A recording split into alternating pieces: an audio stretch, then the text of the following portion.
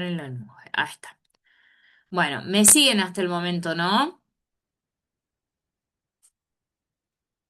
Sí, profe. Bueno, entonces, como les decía, lo de la Organización Mundial de la Salud, la definición, después vemos los cambios ambientales.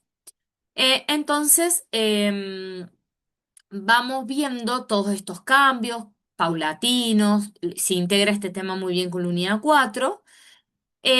Vemos, además de todo lo que son definiciones, en este punto donde se empieza a entender estos cambios que tienen que ver con la evolución, con los cambios bióticos, con los cambios abióticos, empezamos a entender conceptos como endemia, epidemia y pandemia, que tienen diferencias claves, que es importante que lo sepan, porque estos tres conceptos provocan cambios, ¿sí? En el lugar donde ocurren. Entonces, eh, pese a diferentes circunstancias, como por ejemplo algunas enfermedades, desde la antigüedad pasa esto, se sabe que hay un montón de enfermedades que afectan a los hombres, a los seres humanos, en diferentes regiones determinadas. ¿Por qué decimos esto? Hay que entender que de repente surge una enfermedad X, ¿bien? Y lo vamos a contextualizar en una región determinada, ¿sí? Que obviamente esa región determinada va a pertenecer a ciertas comunidades. Ustedes ya saben que una comunidad, que es un conjunto de factores bióticos que se relacionan con otros abióticos. Es decir, como dice acá, seres vivos en un hábitat geológico determinado, con un clima determinado, con una topografía particular, ¿sí?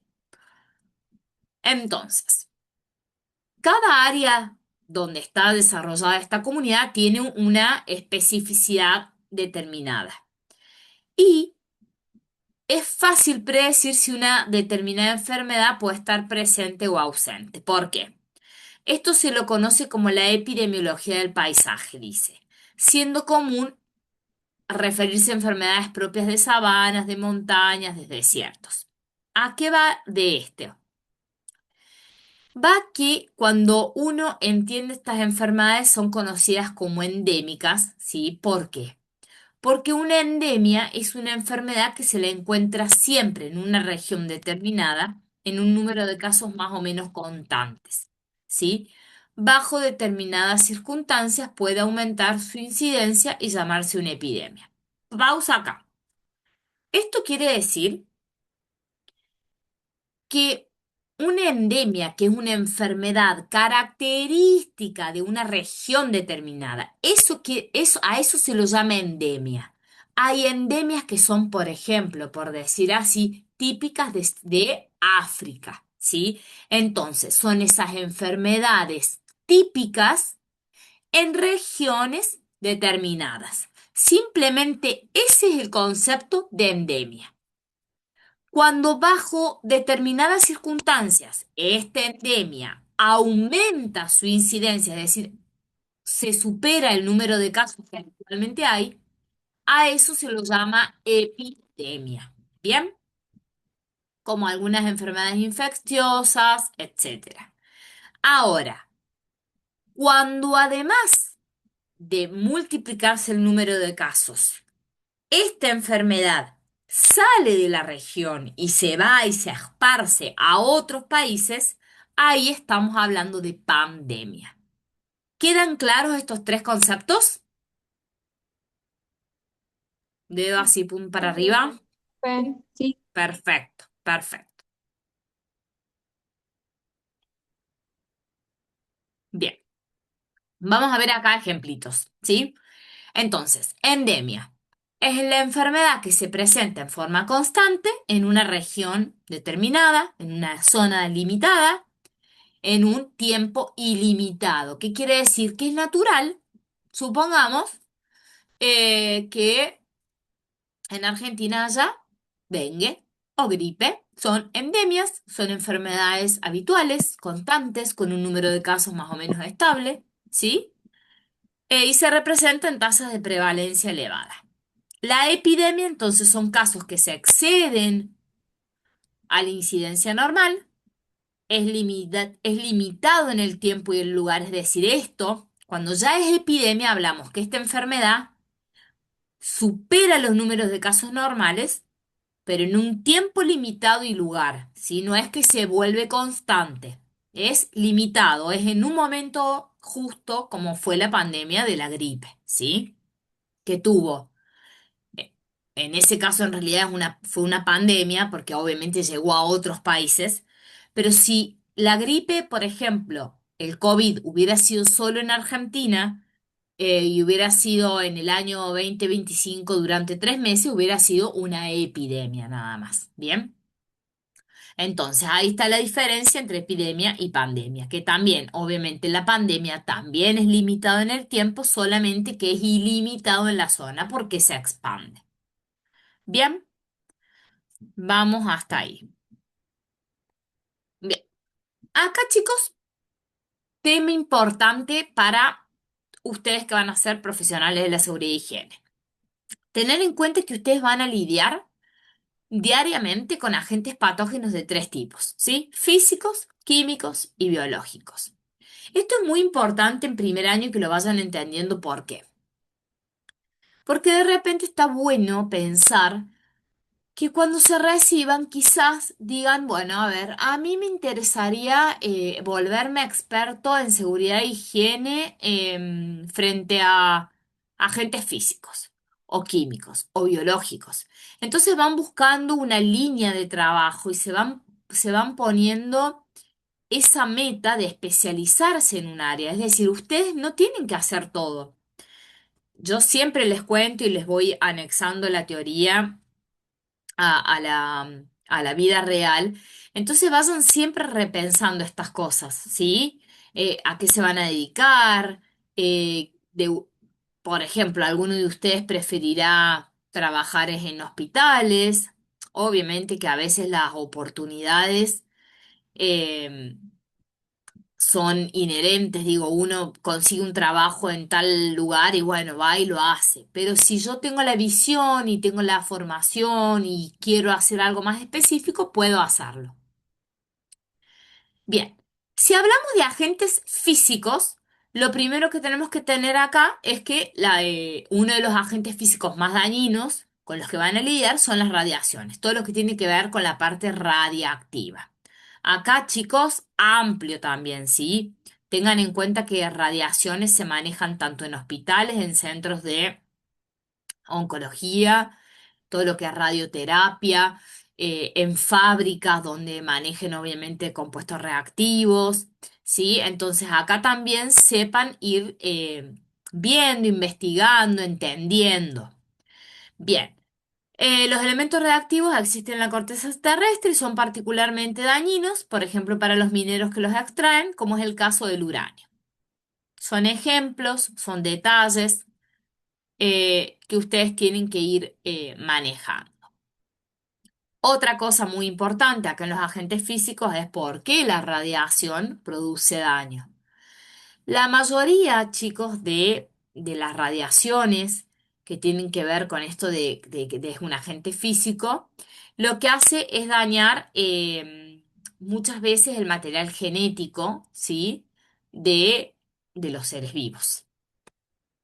Bien, obviamente causando diferentes patologías. Vamos a ver desde cáncer hasta respiratorias, etcétera. Bien, otro agente físico que puede ser a trabajar en seguridad e higiene es el calor, ¿sí? El golpe de calor o lugares donde trabajan con altísimas temperaturas. Se me ocurre en lugares donde trabajan con aleaciones, con metales. No soy experta en trabajo de fábrica, pero bueno, uno puede repensarse y decir, bueno, a ver, ¿en dónde puedo encontrar este agente físico que es el calor? Y entender qué puedo hacer yo como profesional de la seguridad e higiene. Bien, además, obviamente, en el famoso cambio climático que estamos sufriendo año tras año por los cambios, por la contaminación, etcétera. Agentes químicos. Bueno, acá agentes químicos va a haber una cierta gran variedad de agentes químicos. De repente también pueden trabajar, se me ocurre, en una YPF, en un lugar donde haya combustibles. Estos agentes químicos pueden ser ácidos, pueden ser moléculas volátiles que causen daño a nivel respiratorio. Es amplísimo, realmente si uno se detiene a desarrollar agentes físicos, químicos y biológicos, se van a dar cuenta que la variedad es enorme. Bien. Y también acá entender esto, ¿no? Todos los agentes físicos, químicos y biológicos, dependiendo del lugar, del entorno donde se trabaje, puede causar daño no solo directamente a los seres vivos, sino indirectamente provocando daños, obviamente, en los factores abióticos, ¿sí? Porque si yo derramo químicos en el agua, bueno, a ver, el agua va a llegar a un lugar donde ya sea de consumo o el entorno, o obviamente va a terminar en tierras con las plantas y siempre de manera directa o indirecta va a producir algún daño, ¿sí?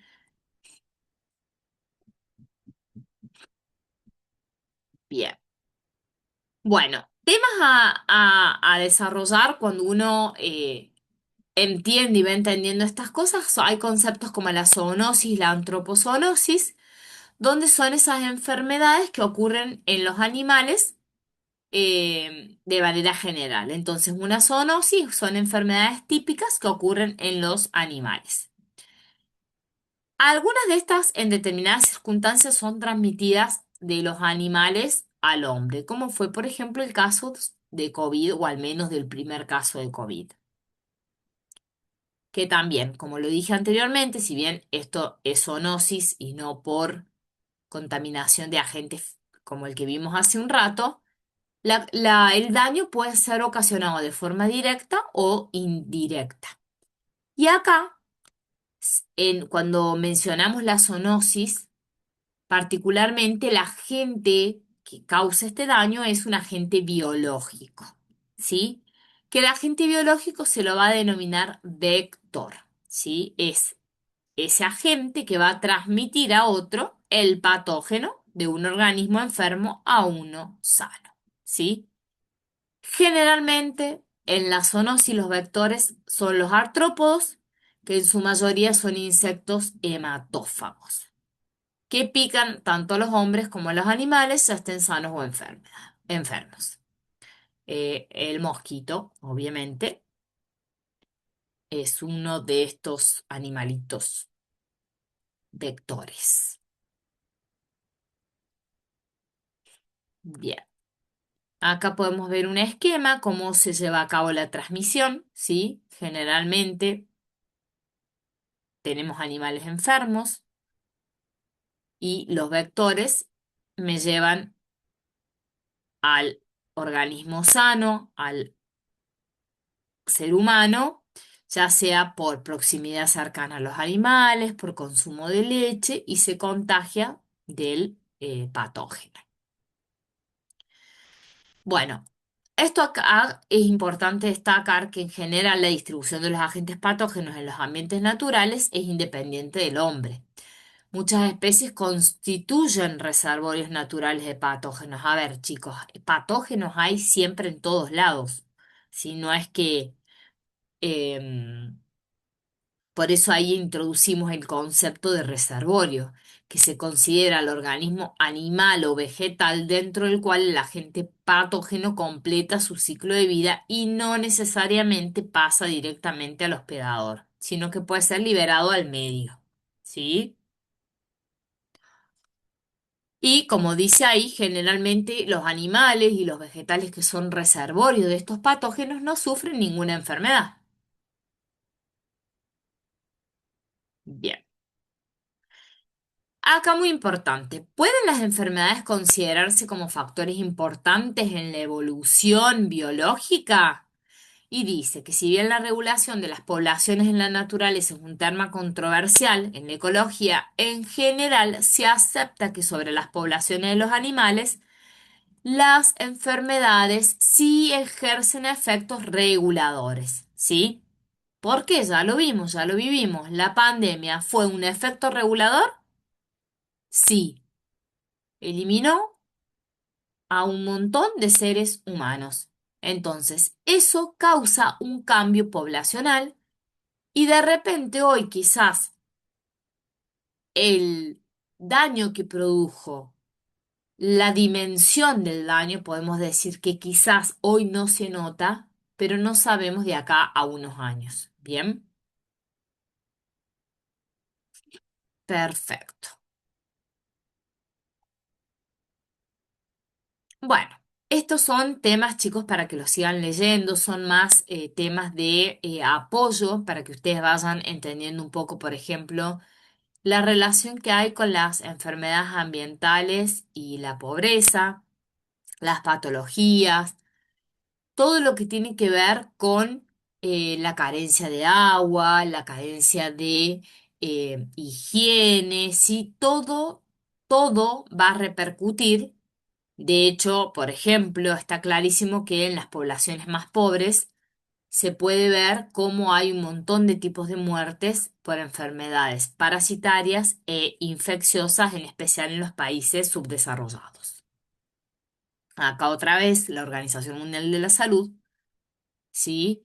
Plantea eh, cuántos niños mueren por año a causa de enfermedades producidas por el agua, tóxicas, como las diarreas, etcétera.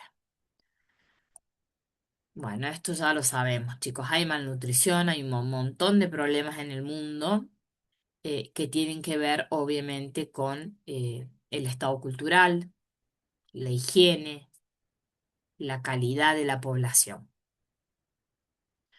Bien, vamos a seguir con con la otra mitad de esta unidad,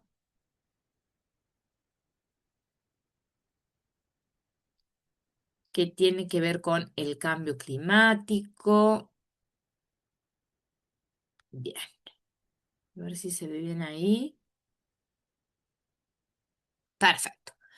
Bien. Vamos a ir avanzando sobre estos temas y acá vamos a entender un poquito sobre lo que es la contaminación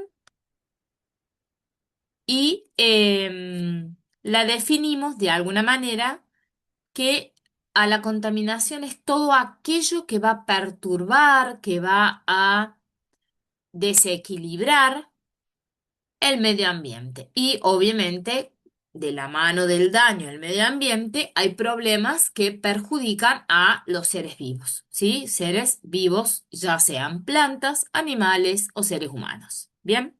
El agente causal, ¿cuál puede ser? Ya lo vimos antes, químico, físico, biológico. Puede afectar directamente al ser humano o al animal o indirectamente a través de afectando el aire, el agua o los suelos. Bien, eso es, chicos, lógica pura. Bien, entonces cuando hablamos del concepto de contaminación, lo mismo que se dice polución, a veces es subjetivo porque en muchos casos aquello que resulta contaminante para algunas culturas puede no serlo para otras. Bien,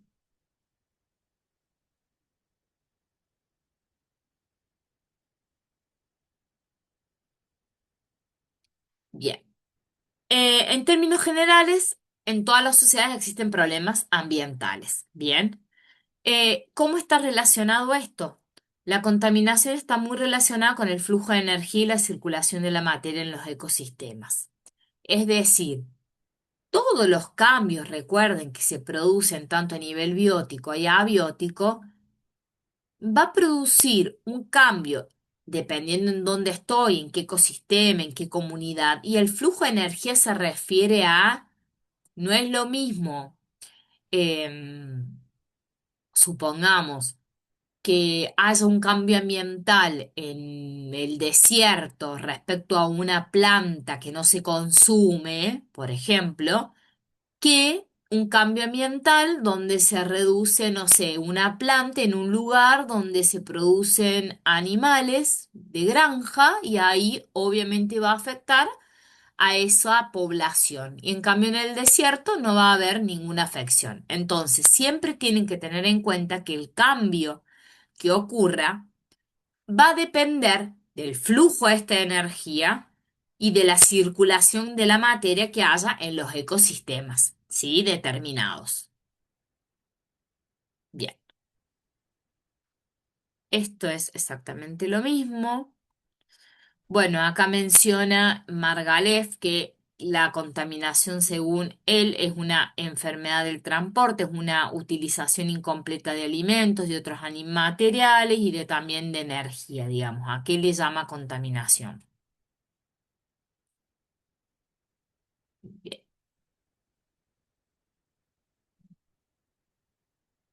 Bueno, acá menciona algo muy importante que ustedes ya lo saben. A ¿Cuál es la contaminación más preocupante desde siempre hasta el día de hoy? Y es la contaminación del agua. No podemos descartar la contaminación del aire, chicos. Ningún tipo de contaminación podemos descartar. Pero una de las contaminaciones más relevantes es el agua. ¿Por qué?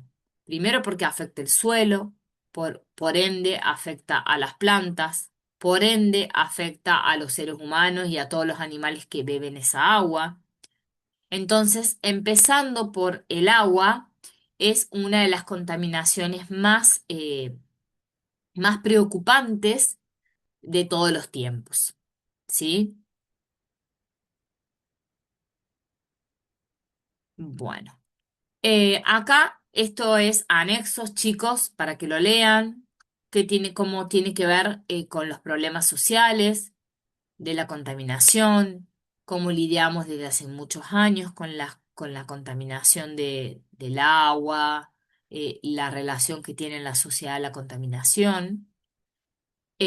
Obviamente acá, chicos, a ver, léanlo, pero entiendan que, a ver, por lógica, la contaminación va a afectar a las agroindustrias, va a afectar a las personas que vivan en esa región, va a afectar, dependiendo el contexto y el entorno determinado, diversas situaciones y van a disparar ciertas desregulaciones según en dónde se encuentre esa contaminación y el tipo de contaminación que ocurra. Bien,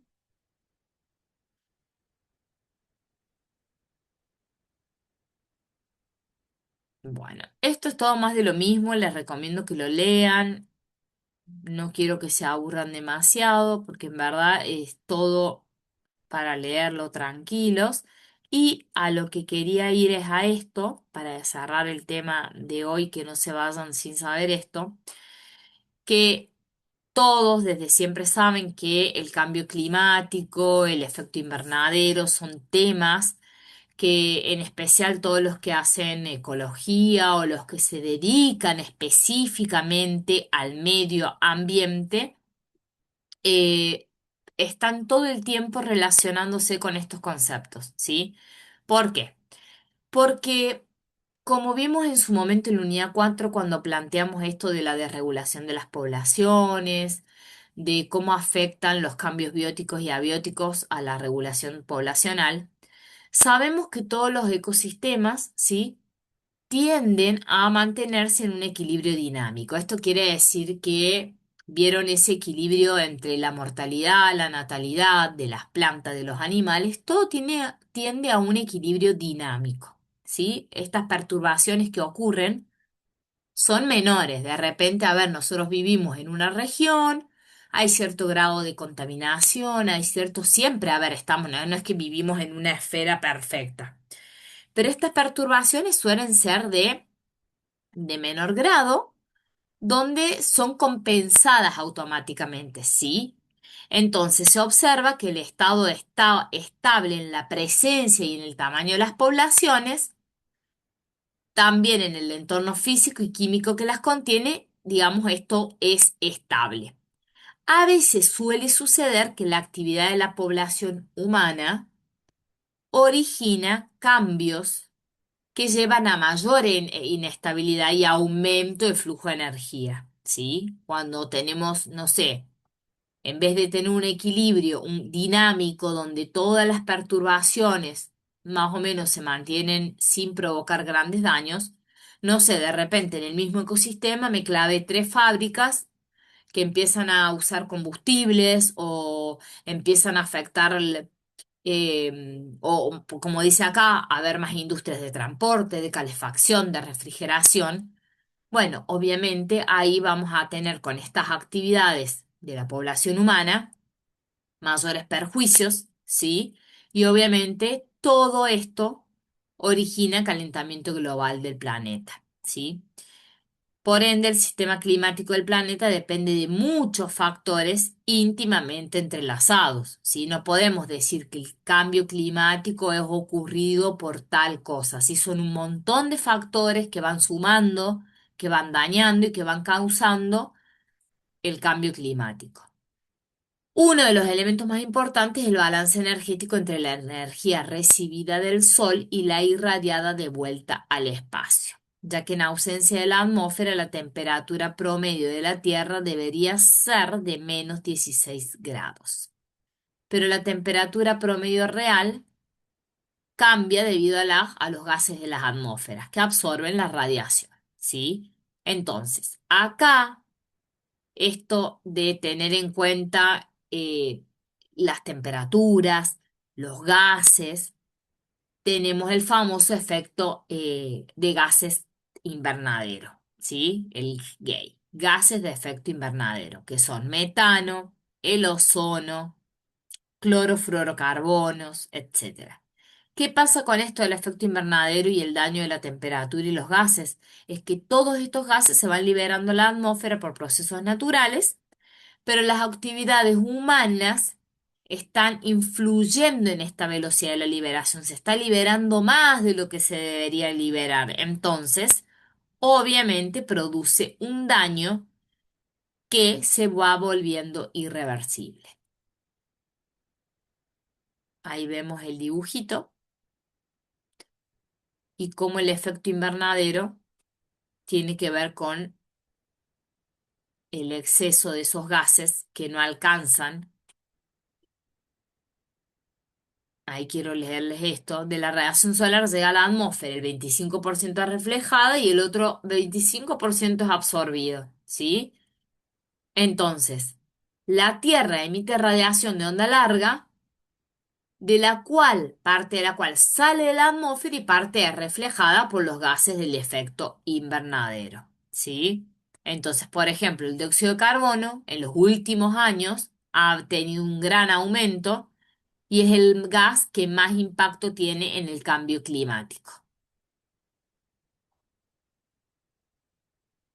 Bien, acá hay algunos datos como las proyecciones realizadas por las Naciones Unidas respecto a la temperatura, los cambios de temperaturas que han habido en algunos países, en algunos lugares. Eh, Entender esto, que el efecto de los gases invernaderos se lleva justamente por esto, por el aumento de gases que están a mayor velocidad, o sea, tenemos más velocidad de la producción de estos gases, ¿por qué? Por daño de actividades de humanos. ¿Y qué es lo que más produce este efecto de los gases del efecto invernadero? Produce deshielo en regiones polares, aumento de volumen de océanos debido a la expansión térmica. Estos son las consecuencias del efecto invernadero. Bien.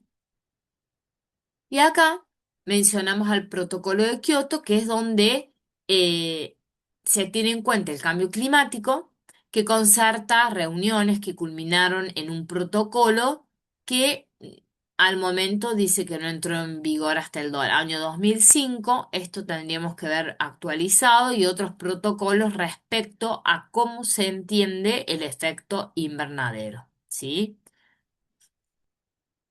A su vez, vamos a tener dentro del cambio climático el adelgazamiento de la capa de ozono, que también obviamente produce todos estos cambios, ¿sí? Hace que cambien los organismos, hace que cambien los procesos metabólicos, la transformación de la energía lumínica, la fotosíntesis, etcétera. Y en 1985, por ejemplo, un dato no menor, se observó el famoso agujero de ozono en la Antártida. ¿Sí? Ahí vieron cómo todos estos gases empezaron a producir una capa más delgada y empezaron a evaluar lo del cambio climático y los efectos que está teniendo en el mundo. Bien, bueno, hoy vamos a ver hasta acá. Les recomiendo que vean ese videíto de YouTube y que no se abrumen demasiado, ¿sí? A ver, son temas generales, ustedes se van a ir dando cuenta que todo lo que tiene que ver con cambio climático ya lo venimos más o bien menos viendo, entendiendo, integrando, y lo que sí, como para que no se dispersen tanto y vieron que parece como todo muy general, para la semana que viene. Vamos a tratar de terminar la unidad 5 y yo les voy a dejar una guía de estudio para que de las cosas más importantes y relevantes a nivel técnico, más como de estudio, las puedan tener concreto y no se vayan a desbordar con por dónde estudio, qué tengo que saber específicamente. Obviamente siempre entiendan esto, cómo son los cambios, que son lentos con el tiempo, razonen los conceptos, se darán cuenta que todo lo que les he contado, más allá de que hay protocolos o algunas cositas que pueden implicar cierto grado de memoria, el resto apela más a la lógica, chicos. Entonces, péguense una lectura eh, y cualquier cosa, la semana que viene hacemos consulta. La asistencia, eso, chicos. Nombre, apellido, DNI ahora y los dejo retirarse, así nos vemos la semana que viene.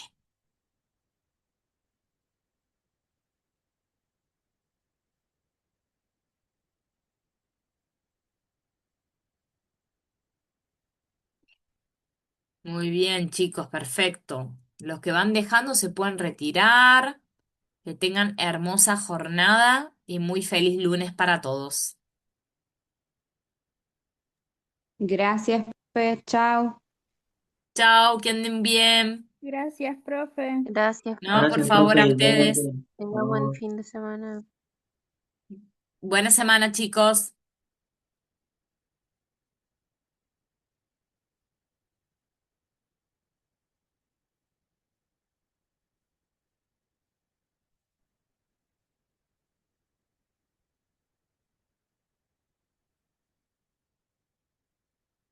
Chao, profe. Muchas gracias. Que tenga linda Chao, chicos. semana. Gracias, igualmente.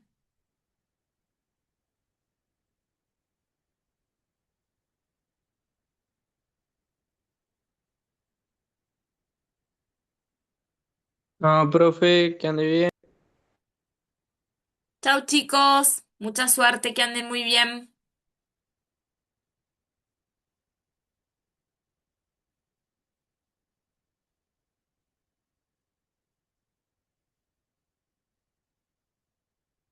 Chao, profe.